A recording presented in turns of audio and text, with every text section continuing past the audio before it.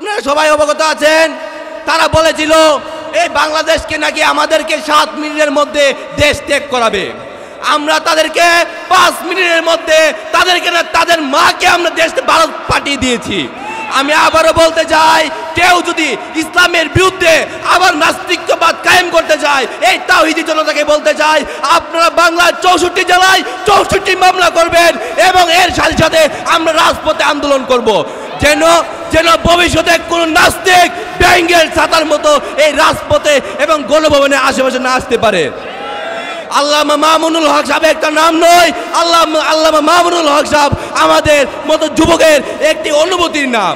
এবং আল্লামা মামুনুল হক সাহেবকে যারা কারারুদ্ধ করেছিল তাদের প্রতিবাদ জানায় এবং এই খুনি হাসিনার দূষরদেরকে আমরা বাংলাদেশকে বিতাড়িত করতে হবে। তারা এখনো দেখি রাজপথের মধ্যে বুক ফুলিয়ে হাঁটে। আমি বলতে চাই, ভাই তোরা হইলে এই সমাজের নব্য রাজাকার, তোদের এই বাংলাদেশের তাই নাই। তোরা আমাদের শাপলা চত্বর হাজার হাজার ভাইকে তোরা খুন করেছস, তোরা খুনি। ইন্না বাতশা রাব্বিকা লাশাদীদ, রবের পাকড়াও বড় কঠিন। এর নমুনা আপনারা অবশ্যই বাংলাদেশে দেখছেন। 15-16 বছর পর্যন্ত যেইভাবে নির্যাতন আর নিপীড়ন মানুষের উপরে স্টিম রুলার চালাইছিল আল্লাহ রাব্বুল আলামিন, সেই স্বৈরাচার সরকার থেকে আমাদেরকে মুক্ত দিয়েছে, ঠিক কিনা বলেন? আগামী দিনের বাংলাদেশ ইসলামী বাংলাদেশ, আগামী দিনের বাংলাদেশ মৌলবাদী বাংলাদেশ, আগামী দিনের বাংলাদেশ খেলাফত ইসলামী বাংলাদেশ, বাংলাদেশ খেলাফত ইসলামী জিন্দাবাদ। সবাই ভালো থাকবেন, আল্লাহ হাফেজ। বেঈমান কাফেরের নাম ধরে ধরে বলেছিলেন তাদেরকে যেখানেই পাওয়া হয় সেখানেই হত্যা করা হবে। আমরাও বলতে চাই 2009 সালে ফেলকানায় 56 জন অফিসারকে যারা শহীদ করেছে, 23 সালে ওই আমাদের 13 সালে যারা 77-এ নির্বিচারে গুলি করে হাজার হাজার মাদ্রাসার শিক্ষক ছাত্রকে শহীদ করেছে, 21 সালে যারা আমাদের মোদি আন্দোলন বিরোধী ভাইদেরকে হত্যা করেছে, ওই 2026 সালে এসে যারা ওই স্বৈরাচারী সরকারের যারা আমাদের বৈষম্য বিরোধী ছাত্র ভাইদেরকে নির্বিচারে গুলি করে হত্যা করেছে, তাদের যাদের ইঙ্গিত ইশারাই করেছে তাদেরকে ধরে বাংলার জমিনে বিচার করতে হবে।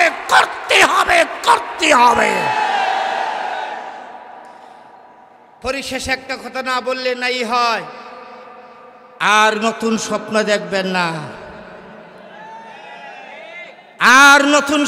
দেখবেন না, আমাদের কাছে আসে অনেক আওয়ামী লীগের ভাইয়েরা বসে বলে, হুজুর অপেক্ষা করেন, আমরা আবার আসতেছি। আপনাদের দলের প্রতিষ্ঠাতার মৃত্যুর পরে 22 বছর পরে আপনারা ক্ষমতায় এসেছিলেন, এখন আপনারা 50 বছর অপেক্ষা করুন। বাংলার তাওহীদি জনতার এখন ইশারা হলো, বাংলার তাওহীদি জনতার লক্ষ্য হলো আর কোন তন্ত্র মন্ত্র নয়, কোরআনের শাসন চাই।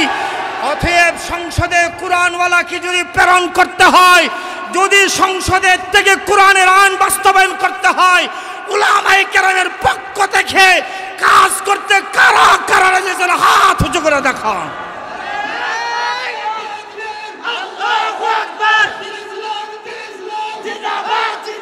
রহমানুর রহিম। বাংলাদেশের ৬৬ জেলার প্রতিটি ইঞ্চি মাটি, প্রতি ইঞ্চি ধূলিকণা, বাংলাদেশের রাজপথ, বাংলাদেশের প্রত্যন্ত গ্রাম, এমন কোনো গ্রাম নাই যে গ্রামের তরুণরা রক্ত দেয় নাই। আমাদের রক্ত দিয়ে তারা খেলেছে, তারা আমাদের জীবন নিয়ে খেলেছে। আমরা সেই খেলা চাইনি, আমরা চেয়েছিলাম শুধু আমাদের অধিকার। আমরা কিসের অধিকার চেয়েছিলাম? আমরা বলেছিলাম আমরা এ দেশের মাটির সন্তান, আমরা এ দেশের নাগরিক, আমরা এ দেশে আপনাদের মতোই বড় হয়েছি। সুতরাং আপনাদের যে অধিকার, সে অধিকার সংবিধান আমাদেরকে দিয়েছে। তারা আমাদের সাথে অভিনয় করেছে, তারা আমাদের জীবন নিয়ে খেলেছে। কিন্তু এই দামাল ছেলেরা, এই দেশের জনতা তাদেরকে রুখে দিয়েছে, বলেছে এখন তোমাদের লাল কার্ড, তোমরা বিদায় নিয়ে তোমরা ভারতে যাও, আমরা এই দেশকে সংস্কার করে আবারও এই দেশের মাটিকে উর্বর করব ইনশাআল্লাহ। যেমন কথা তেমন কাজ, সেই জন্য মাঠে নেমেছি, যুদ্ধ করেছি, সেই যুদ্ধে আমরা সফলতা পেয়েছি। একটা কথা মনে রাখবেন, 13 সালে যখন আমাদের দাড়িওয়ালা টুপিওয়ালা মানুষের রক্ত দিয়ে রঞ্জিত হয়েছিল, তখন আমার বুক কেঁপেছিল, আমি কেঁদেছিলাম, আমি রক্তাক্ত কবিতা লিখেছি, তাদের জন্য সোচ্চার হয়েছি। আজকে সেই রক্তের বদলা নেওয়ার সময় এসেছে। আপনারা মনে রাখবেন, এখনো গড়ে যাওয়ার সময় হয় নাই। যদি গড়ে যান, আবারও অপরাধীরা মাঠে নামবে, তারা আবারও খেলবে, তারাও আবারও দুর্নীতি করবে। সুতরাং আপোষ নয়, সংগ্রামের মাধ্যমে তাদেরকে আবারও প্রতিহত করতে হবে। বৈষম্য বিরোধী ছাত্র আন্দোলন অতীতে যেভাবে যুদ্ধ সংগ্রাম করে গেছে, আবারও আপনাদের সাথে ন্যায়ের পথে সত্যের পথে যুদ্ধ করবে ইনশাআল্লাহ। যতই বাধা আসুক, যতই হুমকি আসুক, জীবন যাবে, মৃত্যু হবে, তবুও আলেম ওলামাদের রক্ত, ছাত্র জনতার রক্ত বিতা যেতে দিব না ইনশাআল্লাহ। সবাই ভালো থাকবেন, সততার সাথে থাকবেন, দুর্নীতিমুক্ত থাকবেন, সত্য পথে চলবেন, দুনিয়া ও আখিরাতের কল্যাণের পথে চলবেন। আমি অন্তর্বর্তী সরকারের প্রতি দাবি জানাতে চাই, বিগত ফ্যাসিবাদী সরকারের পাচারকৃত সকল সম্পদ বাংলাদেশে ফিরিয়ে আনতে হবে। শেখ হাসিনা নরেন্দ্র মোদীর ঘরে বসে আমার বাংলাদেশের স্বাধীনতার বিরুদ্ধে, এদেশের ধর্মীয় সম্প্রীতির বিরুদ্ধে ষড়যন্ত্র করছে। তাকে দ্রুত, অতি দ্রুত সময়ের মধ্যে বিচারের মাধ্যমে, আদালতের প্রক্রিয়ার মাধ্যমে, প্রয়োজনে ইন্টারপোলে রেড অ্যালার্ট জারি করার মাধ্যমে হাজারো মায়ের সন্তানের হত্যাকারী শেখ হাসিনাকে ধরে বাংলাদেশের বিচার কার্যকর করতে হবে। আমার 2013 সালের শাপলা চত্বরের শহীদের বিচার করতে হবে। ভারতকে বলবো, প্রতিবেশী আছেন, প্রতিবেশী থাকবেন, আমাদেরকে শোষণ করার চেষ্টা করবেন না, ওই চিন্তাও করবেন না। 18 কোটি শাহজালালের সন্তানদেরকে দাবায় রাখতে পারবেন না। বানের পানি দিয়ে আমাদেরকে ভাসিয়ে মারার চেষ্টা করেছিলেন, কি পেয়েছেন? এদেশের মানুষকে এই বন্যার পানি, দুর্যোগ আরো বেশি ঐক্যবদ্ধ করেছে। আজকের প্রজন্মকে আমি শিক্ষা গ্রহণ করে সতর্ক থাকবার জন্য আমি আহ্বান জানাই। তোমরা পাড়ায় পাড়ায় দুর্গ করো, তোমরা পাড়ায় পাড়ায় পাহারাদারি বসো, তোমরা মসজিদে মসজিদে ধর্ম মত নির্বিশেষে সমস্ত জনগণকে নিয়ে ঐক্যের প্ল্যাটফর্ম করে সংগ্রাম পরিষদ গড়ে তুলো। 5ই আগস্টের বিপ্লবকে যদি কেউ ছিনতাই করতে চায়, এদেশের ম্যাক্সিমাম জনগণের চিন্তা চেতনার বিরুদ্ধে যদি নতুন কোন ষড়যন্ত্র দামা বেঁধে উঠবার চেষ্টা করে, তোমরা সেই ষড়যন্ত্রকে রুখে দেওয়ার জন্য রাজপথে নেমে আসবে।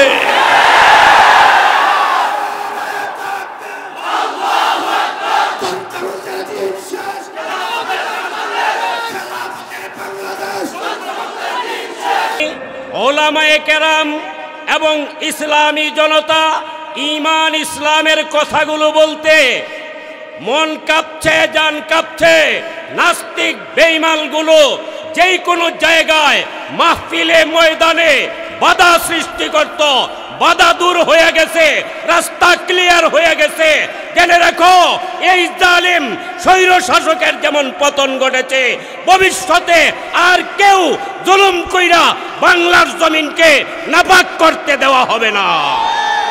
এবং আমরা বলে দিতে চাই, ভারতীয় এজেন্ডা বাস্তবায়ন করে এই স্বৈরাচার যেই পথ অবলম্বন করেছিল, যেই পথে অগ্রসর হয়েছিল, অন্য কোনো দল, অন্য কোনো প্রার্থী অন্য কোনো এজেন্ডা যদি এই দেশে বাস্তবায়ন করতে চায়, ওলামায়ে কেরাম, ইসলামী জনতা, তৌহিদি জনতাকে সাথে নিয়ে মোকাবেলা করবে, আল্লাহর জমিনে খেলাফত প্রতিষ্ঠা করবে।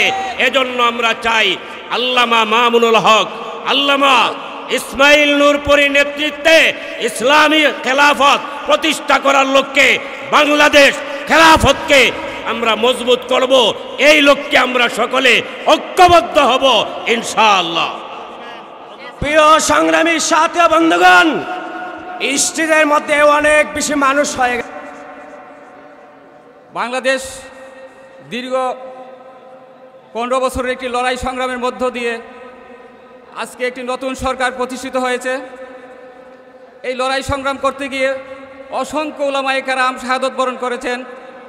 আপনারা জানেন, বিশেষ করে 2021 সালে যখন নরেন্দ্র মোদী বাংলাদেশে এসেছিল, তখন ব্রাহ্মণবাড়িয়া কোরআন হাফিজ সহ 17 জনের বেশি শাহাদত বরণ করতে হয়েছিল। প্রত্যেকটি আন্দোলনে বাংলাদেশের এই ফ্যাসিবাদী সরকার উলামায়ে কেরামকে টার্গেট করেছিল এবং অসংখ্য উলামায়ে কেরামকে কারা নির্যাতিত করা হয়েছে। তাদের রক্তের বিনিময়ে বৈষম্য বিরোধী ছাত্র আন্দোলনের সর্বশেষ ধাক্কায় স্বৈরাচারী ফ্যাসিবাদ পলায়ন করতে বাধ্য হয়েছে। এই লড়াই সংগ্রাম করতে গিয়ে দৈনিক আমার দেশ, আমি যে পত্রিকাটিতে কাজ করি, সেই পত্রিকাটি বন্ধ করে দেওয়া হয়েছিল এবং আমাদেরকে, বিশেষ করে আমাকে জীবন রক্ষার জন্য বাংলাদেশ থেকে চলে যেতে হয়েছিল। এই ছাত্র আন্দোলনের লড়াইয়ের মাধ্যমে শহীদদের রক্তের বিনিময়ে অর্জিত স্বাধীন বাংলাদেশে আবার আসার সুযোগ হয়েছে। সেজন্য আল্লাহর কাছে শুকরিয়া আদায় করছি। আপনারা সবাই আমার জন্য দোয়া করবেন এবং বাংলাদেশের এই স্বাধীনতা, সার্বভৌমত্ব যেন আমরা অক্ষুণ্ণ রাখতে পারি। সবাই মিলে যেন আমরা লড়াই সংগ্রামের মাধ্যমে আমাদের স্বাধীনতাকে ধরে রাখতে পারি। এদেশের ইসলামের উপর যত আঘাত আসবে আমরা যেন প্রতিরোধ করতে পারি, সেই প্রত্যাশা ব্যক্ত করে আমার বক্তব্য শেষ করছি। আল্লাহ হাফেজ। বাংলাদেশ জিন্দাবাদ। ঢাকার শাপলা চত্বরে গিয়েছিলেন হেফাজতে ইসলামের ব্যানারে, কিন্তু এদেশের তৌহিদি জনতা মাদ্রাসার ছাত্রদের উপর পাখির মতো গুলি করে হত্যা করেছিল। আওয়ামী জাহিলিয়াত, কথাটা ঠিক কিনা বলেন? তাই সকল প্রকার জুলুম অত্যাচার থেকে এদেশের মানুষ বিগত 5ই আগস্ট মুক্তি পেয়েছে। ইনশাল্লাহ আগামী দিনে এদেশের লক্ষ কোটি মানুষের হৃদয়ের স্পন্দন আল্লামা মামুনুল হকের নেতৃত্বে বাংলাদেশ খেলাফত মজলিসের ব্যানারে ইনশাল্লাহ এদেশে একটি সুন্দর, সুশৃঙ্খল এবং একটি কল্যাণকামী রাষ্ট্র প্রতিষ্ঠা করা হবে। এই জন্য আগামী দিনে আপনাদের সকলের সার্বিক সহযোগিতা এবং মাঠে ময়দানে ভূমিকা কামনা করে আমার সংক্ষিপ্ত বক্তব্য এখানে শেষ করছি। নাসরুম মিনাল্লাহি ওয়া ফাতহুন করিব। বাংলাদেশ খেলাফত মজলিস জিন্দাবাদ। সম্মানিত সাথী বন্ধুগণ, আমাদের জন্য একটি সুখবর। আমাদের কেন্দ্রীয় নেতৃবৃন্দের সাথে যোগাযোগ হয়েছে। আল্লামা মামুনুল হক সাহেব বিশ্বরোড পার হয়ে গেছেন। আল্লামা মামুনুল হক সাহেব বিশ্বরোড পার হয়ে গেছেন।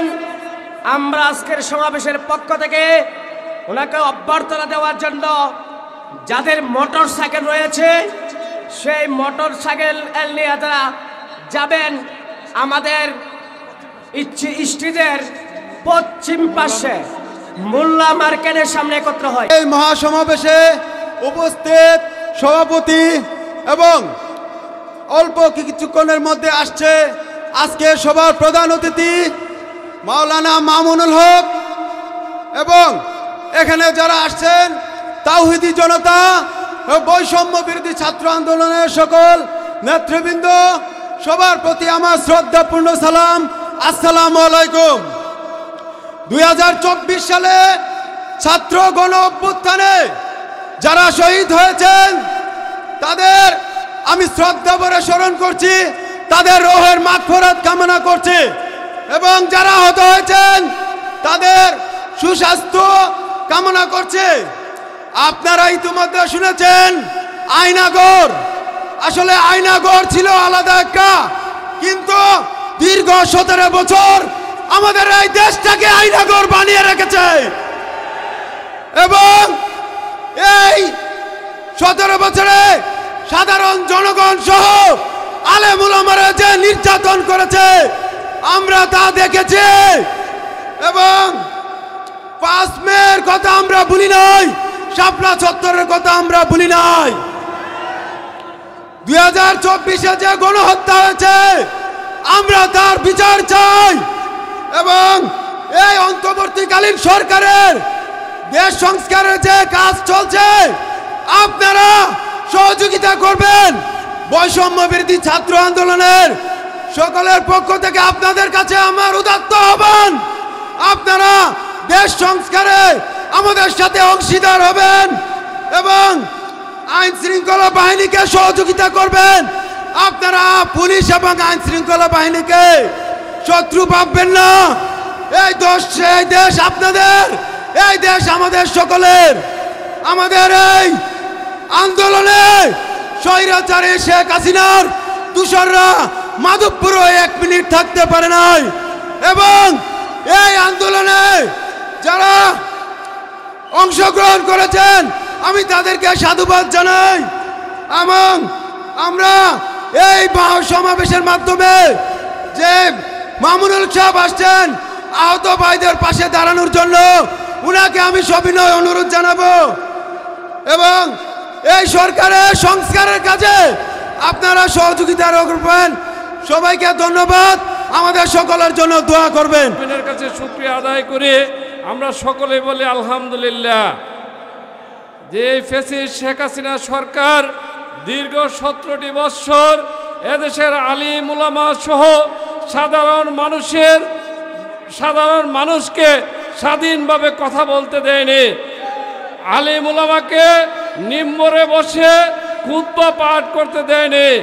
শেখ হাসিনা ওয়াজেদ এই খুতবা পাঠের আগে তার বাপ দাদার নাম পড়ার জন্য লিখিত একটি কাগজ ধরিয়ে দিতেন।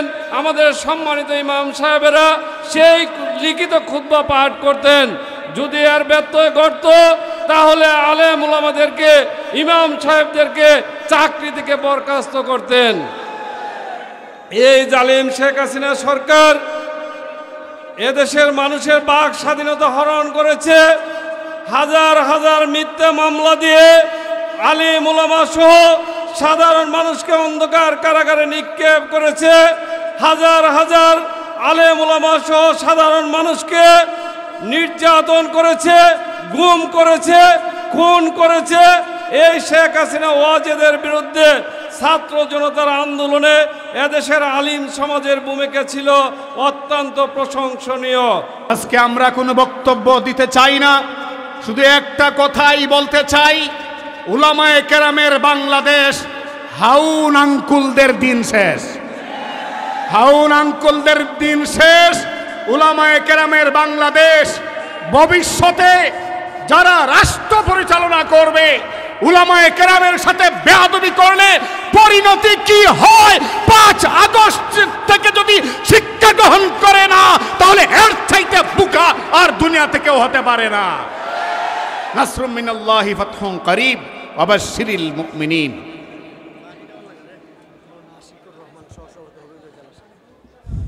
একটু এই মাইকের দায়িত্বে কে আছে? মাইকম্যান কোথায়? জায়গায় দেন।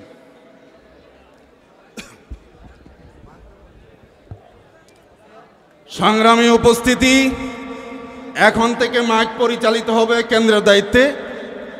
আপনারা যারা ইতিমধ্যে মাঠে উপস্থিত হয়েছেন আপনাদেরকে সংগ্রামী অভিনন্দন। যারা এখনো মাঠে উপস্থিত হন নাই আপনাদেরকে আহ্বান জানাচ্ছি, আমাদের আজকের এই গণসমাবেশের প্রধান অতিথি, তারুণ্যের অহংকার, কোটি তরুণের স্বপ্নদ্রষ্টা আল্লামা মামুনুল হক মাধবপুরের মাটিতে পা রাখছেন। সকলে বলি আলহামদুলিল্লাহ। তিনি কিছুক্ষণের মধ্যে স্টেজে প্রবেশ করবেন। আমরা উপস্থিতি যারা আছি, আমরা এই গণসমাবেশের সৌন্দর্য রক্ষার্থে যারা গ্যালারিতে আছি, আমরা যদি মাঠে নেমে আসি তাহলে সমাবেশের সৌন্দর্য আরো বহুগুণ বেড়ে যায়। আমরা গ্যালারির ভাইদেরকে আহ্বান করব, মাঠ ভরপুর করুন, গ্যালারি ছেড়ে দেন। আর যারা উদাত্ত আহ্বান জানাচ্ছি, এখনো স্টেজে কেন্দ্রীয় মেহমান পা রাখার মতো জায়গা নাই। বিবেকবান আমাদের নাগরিকদেরকে বলছি, আপনারা একটু যদি স্টেজ খালি করে দেন তাহলে আমাদের কেন্দ্রীয় মেহমান প্রধান অতিথি ওনাদেরকে আমরা মাঝের সারিতে বসাবো। একটু যদি আমাদেরকে সুযোগ দেন, এখানে কটা চেয়ারের ব্যবস্থা রাখতে হবে, সেই সুযোগটা আপনাদের কাছে কামনা করছি। সংগ্রামী উপস্থিতি,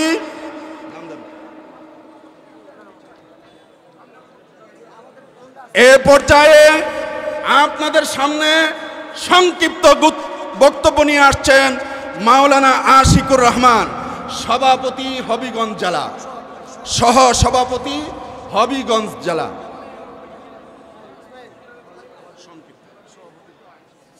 আলহামদুলিল্লাহ ওয়াহদা ওয়াসসালাতু ওয়াসসালামু আলা মান লা নাবিয়্যা বাদা। বৈষম্য বিরোধী ছাত্র আন্দোলন এর মাধ্যমে স্বৈরাচার সরকারকে পতন করার লক্ষ্যে যে সমস্ত ভাইয়েরা নিজের জীবনকে উৎসর্গ করেছেন তাদের মাগফিরাত কামনা, এবং যে সমস্ত ভাই পঙ্গুত্ব বরণ করেছেন, আহত হয়েছেন, তাদের সুস্থতা কামনা এবং নৈরাজ্যবাদ বিরোধী আজকের এই বিশাল সমাবেশের সংগ্রামী সভাপতি, আজকের এই সমাবেশে উপস্থিত থাকবেন বাংলাদেশ খেলাফত মজলিসের সংগ্রামী মহাসচিব, এদেশের কোটি কোটি মানুষের আইডল, আগামী দিনের ভবিষ্যৎ আল্লামা মামুনুল হক দামাত বারকাতুহুম। সংগ্রামী উপস্থিতি, দীর্ঘ 15টি বছর এদেশের মধ্যে এমন একটি স্বৈরশাসক জগদ্দল পাথরের ন্যায় এদেশের মানুষের মুখের ভাষা, বাক স্বাধীনতা, পত্র পত্রিকার স্বাধীনতা এই দেশটিকে একটি কারাগারে নিমজ্জিত করেছিল। এই দেশটিকে একটি তলাবিহীন জুড়িতে পরিণত করার চেষ্টা করেছিল। যেই সমস্ত ছাত্র ভাইদের রক্তের বিনিময়ে আজকের এই দেশটা স্বাধীন হয়েছে, তাদেরকে ধন্যবাদ এবং মোবারকবাদ জানিয়ে দেশব্যাপী কঠোর লকডাউন দিতে হয়, হাজার হাজার পুলিশ নিয়োজিত করতে হয়, হাজার হাজার গাড়ি নিয়ে মামুনুল হককে আদালতে তুলতে হয়। যেই মামুনুল হককে এত ভয় করেছিলে, যেই মামুনুল হককে ইজ্জত হানি করতে চাইছিলে, যেই মামুনুল হকের সম্মান হানি করতে চাইছিলে, চাইয়া দেখো মামুনুল হক আজকে কোথায় আর তোমরা কোথায়।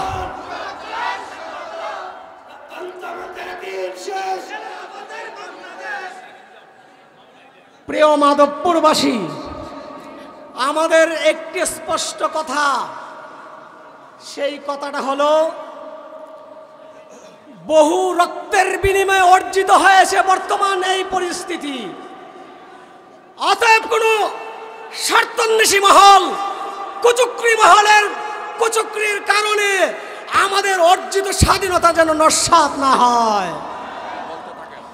দ্বিতীয় বিষয় হলো, এই স্বাধীনতাকে পুঁজি করে আমরা স্পষ্ট বার্তা দিতে চাই, স্পষ্ট ঘোষণা দিতে চাই, অতীতে অনেক সহ্য করেছি, অনেক অত্যাচারিত হয়েছি, নির্যাতিত হয়েছি, মাজলুম হয়েছি, হাজারো কোটি চোখের পানি অশ্রু জড়িয়েছি।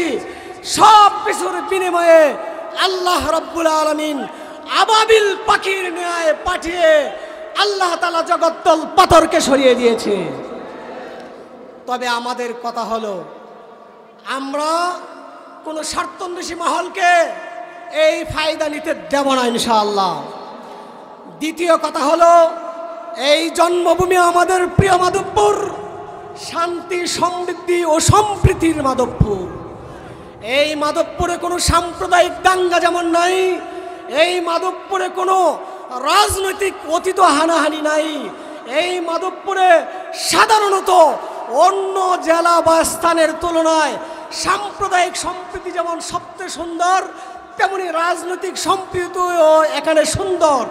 কিন্তু দুঃখের সাথে একটা কথা বলি, মাধবপুরের বাহির থেকে কেউ যদি মাধবপুরে উস্কানি দিয়ে, সে যেই হোক, কোনো বন্ড হোক আর যাই হোক, মাধবপুরের মাটিকে কলুষিত করতে আর দেওয়া হবে না। প্রশাসনের উদ্দেশ্যে আমাদের স্পষ্ট বক্তব্য, সেটা হলো মাধবপুরের সামাজিক কর্মকাণ্ড, মাধবপুরের ধর্মীয় কর্মকাণ্ড, বিশেষ করে ধর্মীয় স্পর্শকাতর কোনো বিষয়ে মাধবপুরের বিপ্লবী জনতাকে উপেক্ষা করে অথবা মাধবপুর ওলামা পরিষদ সহ আলেম ওলামাকে উপেক্ষা করে কোনো সিদ্ধান্ত নেওয়ার দুঃসাহস দেখাবেন না। কারণ এই মাধবপুরের জনতা আপনাদের সাথে আছে। আইন শৃঙ্খলা বাহিনীর সকল সদস্যদেরকে সহযোগিতা করতে আমরা প্রস্তুত। এই 5ই আগস্টের পরপরই মাধবপুর উপজেলার আলেমদের একটি প্রতিনিধি দল নিয়ে আমি সহ মৌলানা আনোয়ার রাজি সহ মাধবপুর উপজেলা ওলামা পরিষদের সভাপতি মৌলানা গিয়াসউদ্দিন সহ প্রশাসনের সাথে আমরা বৈঠক করেছি। মাধবপুর উপজেলার পূজা উদযাপন কমিটির সাথে বৈঠক করেছি, বাজার পরিষদের সাথে কথা বলেছি, মন্দির পরিষদের সাথে কথা বলেছি। সর্বদা সব ক্ষেত্রে সাম্প্রদায়িক সম্প্রীতি বজায় রাখার আহ্বান জানিয়েছি। আলহামদুলিল্লাহ, সোম্মা আলহামদুলিল্লাহ। কিন্তু তখনকার ওসি একটু হেডম দেখিয়েছিল আমাদেরকে, 24 ঘন্টার আলটিমেটামে মাধবপুর থেকে তাকে বাড়ি করে দেওয়া হয়েছে। আবারও বলছি, আমরা উড়ে এসে আশেপাশে যাই নাই, উড়ে এসে মাধবপুরে বসে যাই নাই। এই মাধবপুরের মাটির সন্তান আমরা। এই বিপ্লবী জনতা সারা দেশের সাথে মাধবপুরবাসীও সংযুক্ত আছে। অতএব মাধবপুরের জমিনে আবারও বলছি, বিপ্লবী জনতাকে উপেক্ষা করে, মাধবপুরের উলামা মাশায়েখকে উপেক্ষা করে, উলামা পরিষদের মতামতকে উপেক্ষা করে মাধবপুরের জমিনে ধর্মীয় কোনো বিষয়, সামাজিক কোনো বিষয়, বিশেষ করে কোনো রকমের অশ্লীলতা, বেহায়াপনা, পাপাচার যে কেউই যে কোনো সংগঠনের নামে করতে যাবে, আমরা প্রতিরোধ করব। আজকের এই মহাসমাবেশ যদিও এটা মাধবপুর উপজেলা ওলামা পরিষদের সমাবেশ নয়, মাধবপুর উপজেলা খেলাফত মজলিস, বাংলাদেশ খেলাফত মজলিস মাধবপুর উপজেলা শাখা কর্তৃক আয়োজিত আজকের এই সমাবেশ। আল্লামা মামুনুল হক সিলেট যাবে, পথের সমাবেশ। পথসভা যদি একটা মহাসমাবেশ রূপ নিতে পারে, যেদিন মহাসমাবেশ ডাক দেওয়া হবে সেদিন কেমন হবে? আপনাদেরকে সংগ্রামী অভিনন্দন, সংগ্রামী অভিবাদন। আগামী দিনও আপনাদেরকে আমরা আহ্বান জানাই, আমাদের এটাকে সারা জীবন তো ইনশাআল্লাহ। বৈষম্য বিরোধী ছাত্র আন্দোলনে নিহত সকলের রোহের মাগফিরাত কামনা করি, আহতদের চিকিৎসার আল্লাহর কাছে ফরিয়াদ জানাই, এবং যারা যেভাবে নির্যাতিত হয়েছেন তাদের প্রতি সহমর্মিতা জানাই, এবং অন্যদের প্রতিও সহমর্মিতা জানাই। আমরা আপনাদের মতো শৃঙ্খলতা করব না, সম্প্রীতির মাধবপুর বহাল রেখে দেখিয়ে দিব ইনশাআল্লাহ। নাসরুম মিনাল্লাহি ওয়া ফাতহুন করিব। প্রায় 30-32 বছর যাবৎ আজকে আসছি আপনাদের কাছে বাংলাদেশ খেলাফত মজলিসের আল্লাহর জমিনে আল্লাহর আইন বাস্তবায়ন করার বক্তৃতা দেওয়ার জন্য। আসলে আমরা বক্তৃতার মানুষ নই, কিন্তু আস্তে আস্তে ট্রেনিং হয়ে যায়। শেষকালে ইচ্ছা করলাম আমিও একটু নাড়াচাড়া দিয়ে দেখি। আমার ভাইজান যে খবরটা বলতেছিলাম, আমরা ভুলে গিয়েছি সেই ওয়াদা। আল্লাহর দরবারে আমরা একটা ওয়াদা করে আসছিলাম। আমরা এখন আছি দুনিয়াতে, এর আগে ছিলাম মায়ের পেটে, এর আগে ছিলাম আলমে আরওয়াহে। সেই আলমে আরওয়াহে আল্লাহর দরবারে আমরা ওয়াদা দিয়েছিলাম, আল্লাহ আমরা জমিনে যাওয়ার পরে তোমার জমিনে তোমার আইন বাস্তবায়ন করব। এই ওয়াদা শুধু আমরা মুসলমানই নয়, এই ওয়াদা দিয়েছিল ভারতের মোদি, এই ওয়াদা দিয়েছিল আমেরিকার জো বাইডেন, সেই ওয়াদা দিয়েছিল রাশিয়ার পুতিন, সেই ওয়াদা দিয়েছিল চীনের শি জিনপিং। আমার ভাই আজকে সেই ওয়াদাকে সবাই ভুলে গিয়েছে। আল্লাহ আমাদের রূহের মধ্যে সেই ওয়াদাকে, যার নাম খেলাফত, আমরা করি ইবাদত। ইবাদত আমাদের দেহের মধ্যে, খেলাফত আমাদের রুহের মধ্যে, যেমন ভাবে রূহ ছাড়া দেহ টিকতে পারে না, তেমন ভাবে শুধু ইবাদত দিয়া খেলাফত ছাড়া জান্নাত পাওয়া যাবে না। আমার ভাইজান, আমরা এমন এক স্বৈরাচার রাষ্ট্রের হাতে মজলুম হয়েছি। শেখ হাসিনা আমার ভাই, তার নষ্ট দিনের কাজ ছিল কেউকে জেল দিতে হবে, কাউকে রিমান্ড দিতে হবে, কাউকে ফাঁসি দিতে হবে, কাউকে গুম করতে হবে, কাউকে হত্যা করতে হবে। তার পিপাসাই ছিল এই দেশের মানুষের রক্ত। জানিয়ে রাখুন, ওরা সেই শেখ হাসিনা পেয়েছি সরকার শুধু আমাদেরকে মারে নাই, এই আওয়ামী লীগ সরকারের আওয়ামী লীগের গুন্ডারা জেনে রাখো, তার ইচ্ছা ছিল আমাদেরকে মারার পরে তোমাদেরকেও মারবে, আওয়ামী লীগের এমপি মন্ত্রীকে শেষ করে একা দেশকে চালাইব। এটা ছিল তার প্রতিজ্ঞা। এই খুনি সরকার পলায়ন করেছে। আমার ভাইজান, 2009 সালে আমাদের মেজর জেনারেল শাকিল সহ 74 জন সেনাবাহিনীকে হত্যা করেছে। আমার ভাই, 2013 সালে শাপলা চত্বরে উলামায়ে কেরামদেরকে, এমনকি শিশু নাবালক বাচ্চা যাদের সিনার মধ্যে 30 পারার কোরআন ছিল, সেই ছেলেদেরকে পর্যন্ত হত্যা করেছে, শহীদ করে দিয়েছে। আজকে হইল কি? কোথায় গেলায় তুমি? আল্লাহর গজব নাজিল হয়েছে। আমাদেরকে মানুষ জিজ্ঞাসা করতো, আপনারা বলেন গজব আসবে, গজব কোথায় আসে না কেন? গজব আসতে ধৈর্য ধরতে হবে। আমরা বলতাম একটু ধৈর্য ধরো, গজব আসবে। এমন গজব আসে সারা বিশ্বের কোন দেশের 1 ইঞ্চি মাটিতে পা রাখার শেখ হাসিনার জায়গা নেই। যদি বাংলাদেশে আসতে চাও, আইসা দেখো বাঙালিরা তোমার সাথে কোন ব্যবহার করে। ভারত আসো, ভারতই থাকো, তোমারও জামাই নাই, মুদিরও বউ নাই।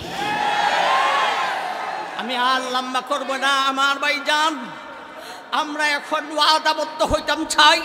আমি খেলাফত মজলিসে যোগ দিয়েছি, আমার জীবনী আছে। বাংলাদেশ খেলাফত মজলিসে আমি যোগ দেওয়ার পরে অধিকাংশ বক্তা, যাদের আওয়াজে দেশবাসী মুগ্ধ, এমন বক্তারা মোবাইল করতেছে, হুজুর আপনি আসেন আমিও আসবো, আসো আপনি আসেন আমিও আসবো, ইনশাআল্লাহ আমরা একটা হিরক ফেলে দিব। বাংলাদেশ খেলাফত মজলিসের জোয়ার উঠেছে, ইনশাআল্লাহ সেই জোয়ার উঠতেই যাবে।